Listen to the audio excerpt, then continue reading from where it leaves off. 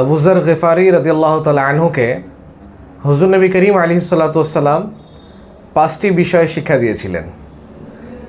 এই 5টির মধ্যে 5 নম্বরটি ছিল যে, হে আবু যর গিফারি, তুমি প্রতিনিয়ত লা হাওলা ওয়ালা কুওয়াতা ইল্লা বিল্লাহিল আলিয়্যিল আযীম পাঠ করবে।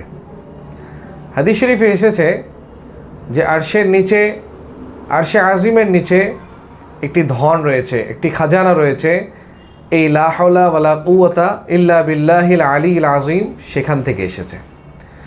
আলা হযরত ইমাম আহলে সুন্নাত ইমাম আহমদ রাজা খাঁ ফাজিল বেরেলভী রহমতুল্লাহি আলাইহি তার কিতাবে লিখেছেন, লা হাওলা ওয়ালা কুওয়াতা ইল্লা বিল্লাহিল আলিয়্যিল আযীম এটি 99টি রোগের চিকিৎসা রয়েছে। আলা হযরত ইমাম আহলে সুন্নাত ইমাম আহমদ রাজা খাঁ রহমতুল্লাহি